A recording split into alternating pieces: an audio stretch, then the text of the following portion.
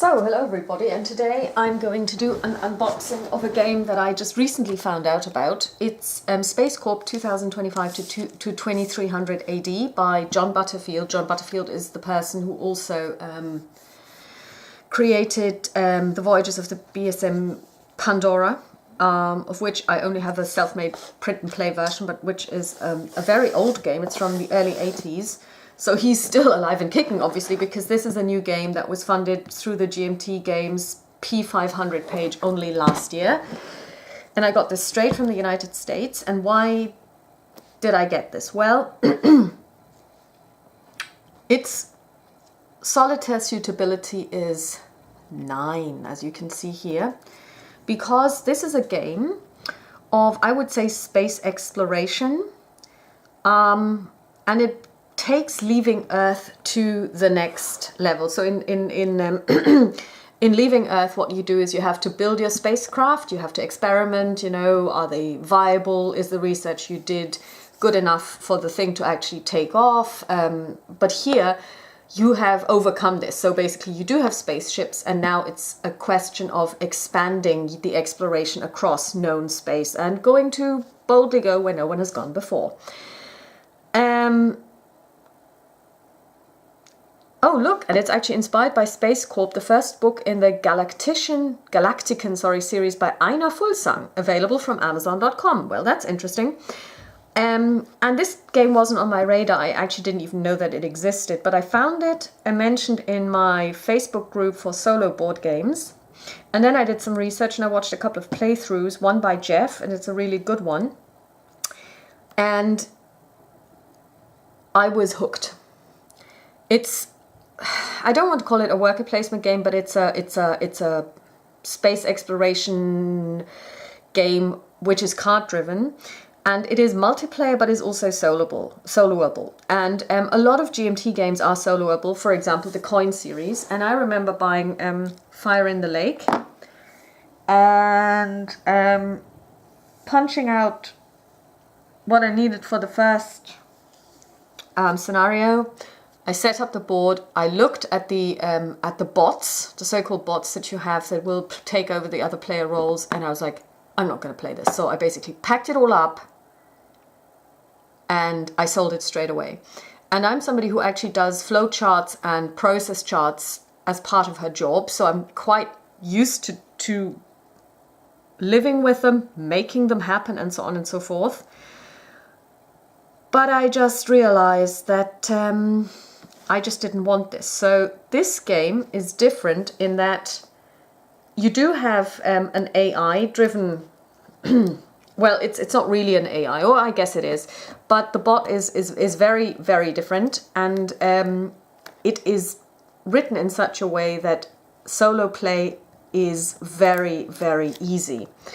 So let's see what is in the box, and I would also like to point out that it will come with 2 rule books, one dedicated to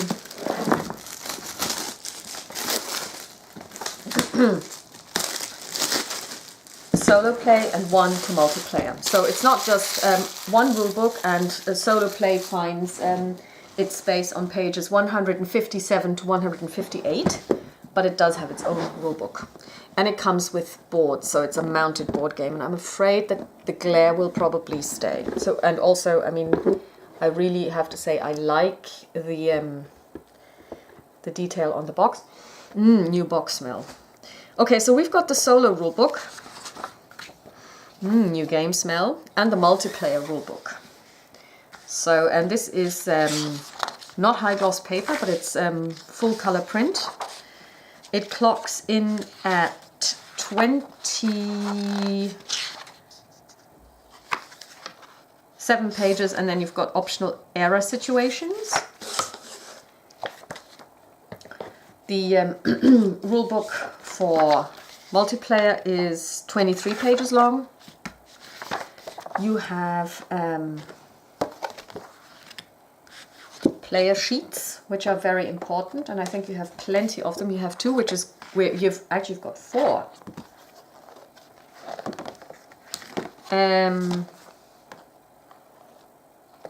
And this is the competition actions, which is, I believe, the bot. That's the solo player aid. Yeah, and it actually says so, solo player aid. It says it down here. So this is also very well organized. So these are all identical. So if you had more than one player, everyone would get one of these. You have to have one of these, I believe, for normal solo play as well. So you would take 2 out so that you don't have to flip them over all the time. And of this one, you have to make a copy because otherwise you'd have to flip this over all the time. So, but that's fine. We can do this. We have a photocopier. Then, of course, as I said, it's card driven. Now, I've never played the game, of course. I only got it today. But from what I can glean is that you have different eras, and they are denoted by the symbols down here. So you've got the Saturn one, the star symbol. Let's see how many more. And you've got the moon symbol. So I think you start out with moon, then probably this one, and then this one. So they're different eras, and they're never mixed. So if you choose to make it easy for you in setup, you could actually use different card sleeve colors to sleeve them separately. You also have player boards, which are really nice and sturdy. I mean, this is very thick cardboard. Looks very nice.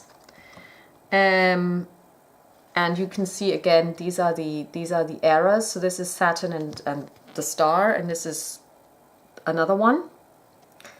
And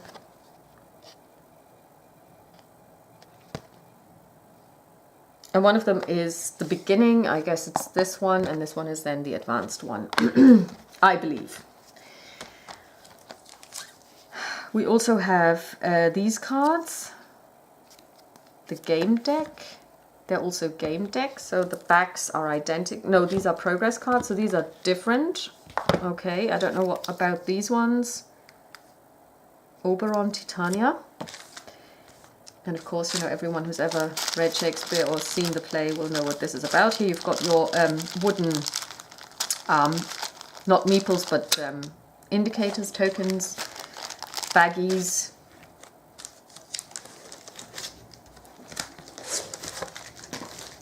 You've got, whoa, this is almost a Euro game, because here you've got victory points, and these are the contracts that you can take, which you can make use of to gain money. And you have 3 sheets of counters.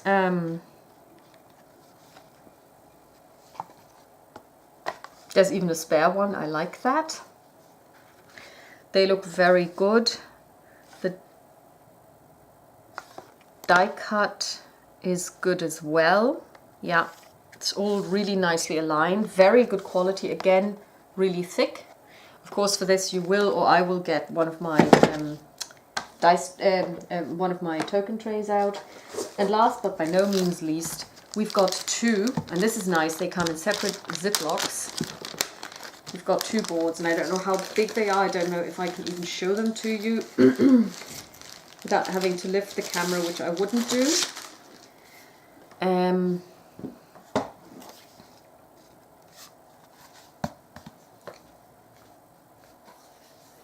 Okay, now this one is small enough to show you.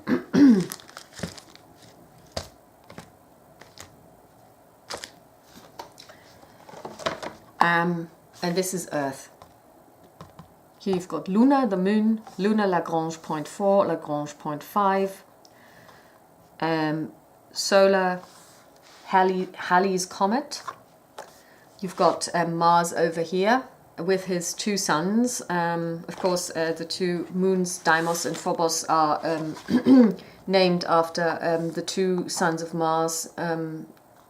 Phobos is abject fear, and Deimos is terror. His 2 sons, which of course would rampage through the battlefields, and you don't want to meet them. Also, incidentally, nobody really wanted to meet Mars. He's not the kind of god you would like to meet, because he's terrifying. But of course, we're talking about the planet Mars here, and then we've got the asteroid belt just up here.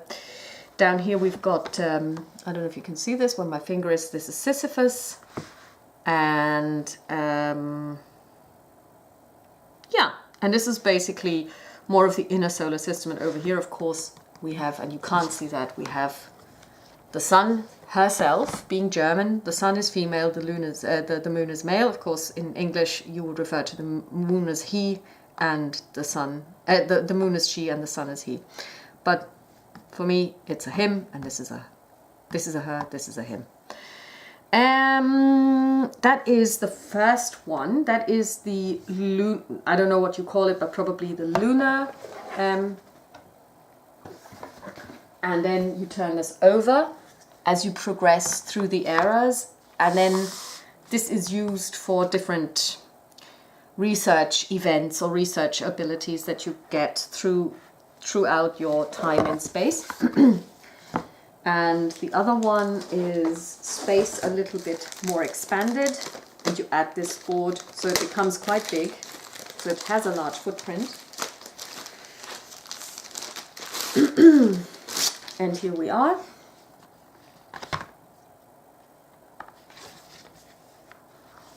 And they are really nice, very good quality, nice finish, feels lovely when you touch it. And here we have Planeteers and Starfarers. So I guess it's Mariners first, then it's Planeteers, and then it's Starfarers. So here we've got Jupiter, Ganymede, Io, Callisto. This is my handle actually, Europa, Ceres, Interamnia, never heard of her, Vesta, Hygeia, Pallas, Athene, the true goddess of war, the inner solar system, Uranus, Titania, Oberon, Ariel, Umbriel. And over here we have Saturn, Enceladus, Titan, Rhea, Iapetos, Dione. Neptune is over here, Triton, Charon up here. Makes sense because Pluto is the god of the underworld, and Charon is the guy with the barge that will make it possible for you to cross over. Although Charon is Greek and Pluto is Roman, so slightly mixed languages over here. And I have no idea because I haven't seen this one yet. This is the Starfarers version that I haven't seen yet. But you know, there are places here that I've not heard of. Tau Ceti up here to Orion's Spur, Captain Star, Luhmann 16, Epsilon Indi, Gliese, Ross 780, Lacaille 9352, and Lacaille 8760, Groombridge 34, 61 Cygni, Wolf 1061, Alpha Centauri, Groombridge 1618, Luhmann 16. That is then very, very, very different. And the distance from Sol, Alpha Centauri, is 20 units away, and Groombridge is 1618, which is here is 80 units away from Sol. So yeah, I'm looking forward to this. I will of course have to sleeve every single card I've ever met in this game because that's how I roll. But I'm really looking forward to this. Gameplay can take a very long time, especially if you want to play all eras. Of course, you can also choose, and apparently it's very easy to just say, I just want to play one era, and you don't even have to apparently start with the first era. You could say that I just want to play a Starfarers, as far as I can tell, game. And the way the bot, your opponent, works is very, very elegant. So it will be a while before I will be doing playthroughs of this, but if you want to see something in action before then, I'd suggest you go to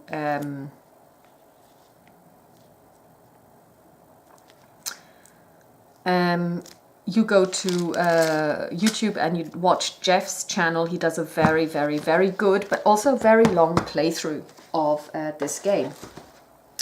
So this is SpaceCorp 2025 to 2300 AD by John Butterfield, released by GMT Games. Publication date 2018, came out just before Christmas, is available at a friendly local online game store near you. I got mine through Board Game Geek, through a seller there from Georgia, Atlanta, Georgia. And his stock arrived, I want to say, 1.5 weeks ago. And he posted it out as soon as he had it, which was pretty much Monday the 31st of December, and it's already with me a week later, coming straight from the United States of America. So I'm very pleased to have this, and I'm really looking forward to, first of all, sleeving the cards. And just one thing, because somebody asked me, when I sleeve cards, do I actually read the cards? I don't, because I don't want to take away the joy of experiencing it for the first time when I play a game. So for example, when I sleeve the cards for a Lord of the Rings adventure for the LOTR LCG, I don't look at the deck. I don't read the cards, I don't read the enemy cards, I don't read the location cards, because I really want to experience it as if I was there, which is, I don't know what's going to hit me. So SpaceCorp 2025 to 2300 AD by John Butterfield, released by GMT Games. Have a lovely day. Talk to you soon. Bye-bye.